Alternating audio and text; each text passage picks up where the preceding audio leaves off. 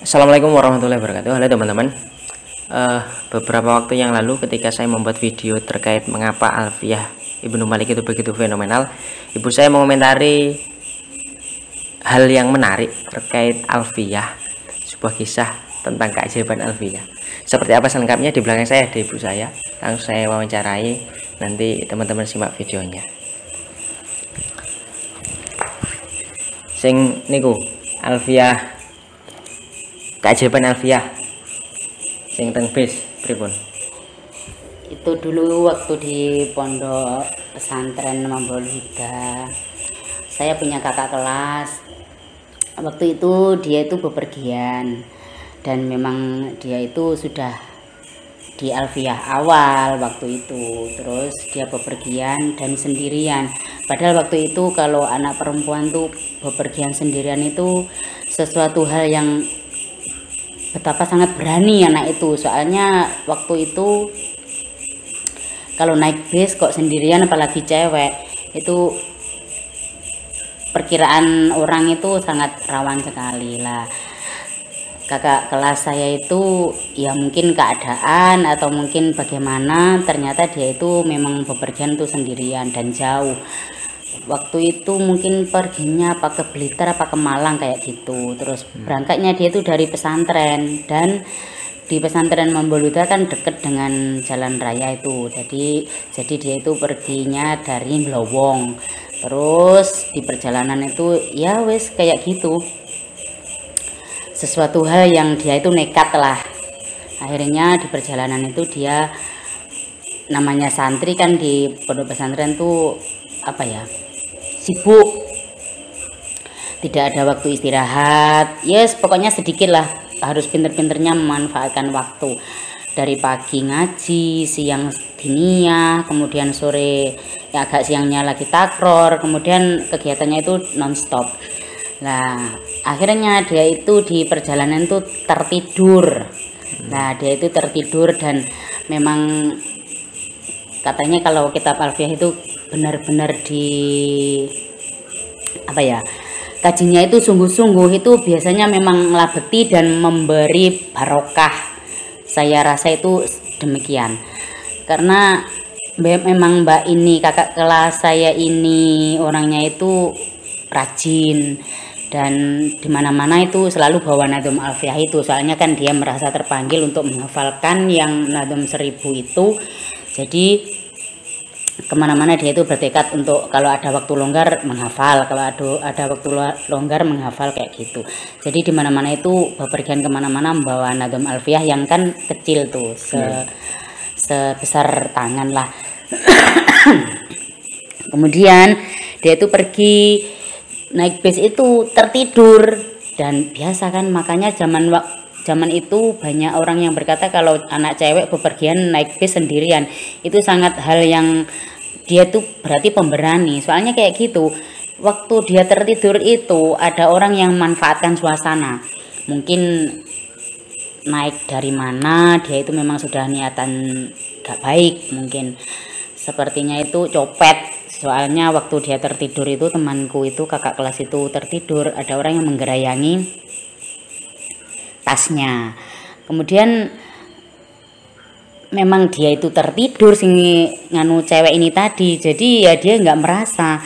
Kemudian mungkin karena apa, karomahnya Alfiah atau mungkin barokahnya atau mungkin karena apa ya, orang itu sepertinya itu tiba-tiba ketakutan.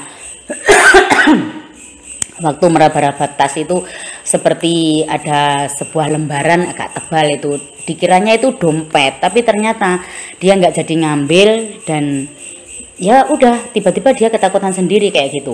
Terus tiba-tiba kakak kelas saya itu ya terbangun, ya mungkin ya ada karomahnya itu tadi, dia itu tiba-tiba terbangun dan tidak ada yang bangunkan. Dia itu terbangun terus kemudian membuka tas, dan tujuannya itu dia itu ceritanya begini. Dan waktu saya membuka tas itu, karena saya cuma mengecek, oh Alfiah saya tidak tertinggal, kayak gitu aja. Ternyata dia itu sebenarnya hatinya kayak gitu, tapi ternyata orang yang meraba tasnya itu tadi benar-benar ketakutan dan minta maaf, dan takut kalau dia itu nanti diteriakin copet, dia itu segera turun. Mungkin ya biasalah kayak gitu, kalau ada bis agak minggir sedikit ada orang naik ada orang turun kayak gitu kan biasa waktu itu. Akhirnya dia itu ya udah sudah santai saja di ternyata Alfiahnya nggak tertinggal, ya udah dia wis santai kayak gitu lah. Ternyata kejadian itu yang dari dia naik bis itu terus ada yang meraba-raba tasnya, dia tertidur, itu ada orang yang memperhatikan tanpa sepengetahuan mbak cewek ini tadi.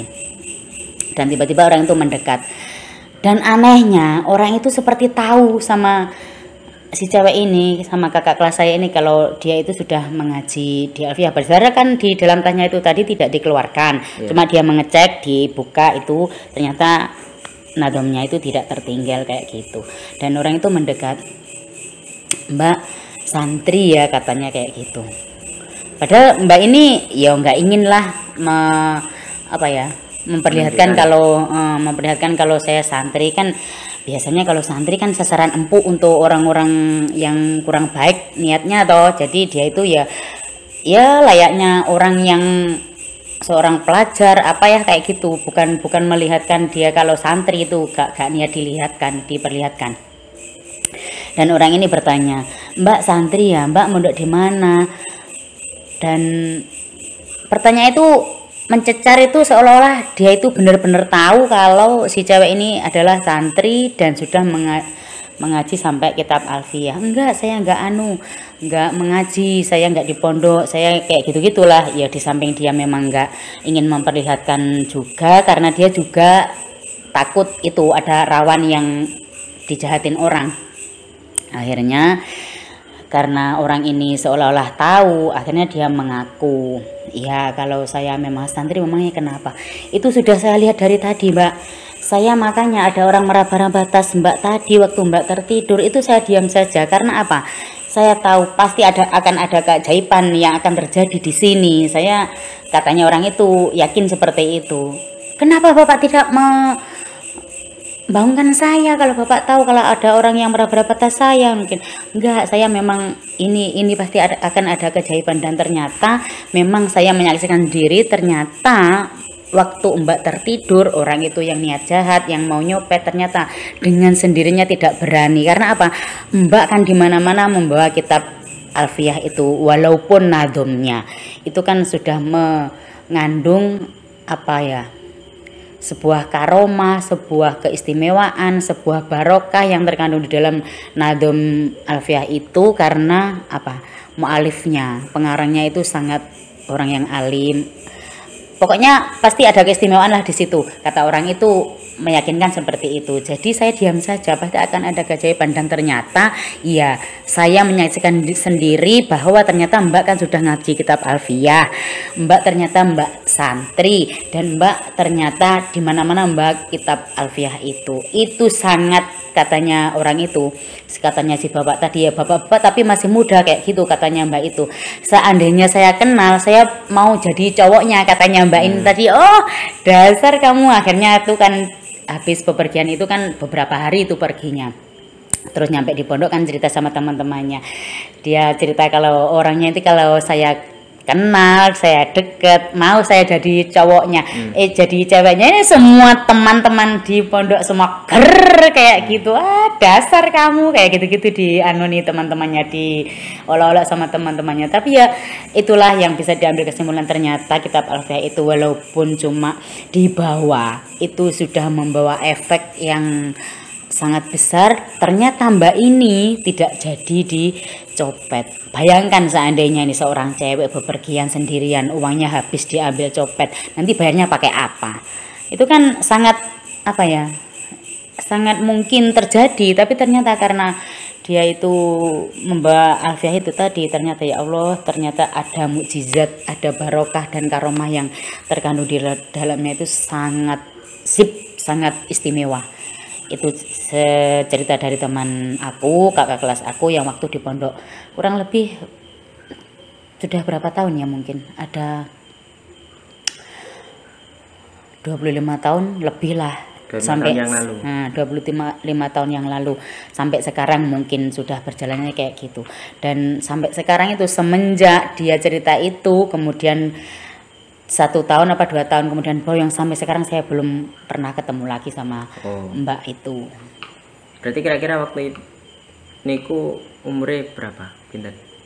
Mbak itu yo kakak kelas saya, mungkin usianya apa sekitar apa 16, apa 17, apa 18 kayak gitu, sekitar pokoknya di bawah 20 tahun dia masih umurnya segitu.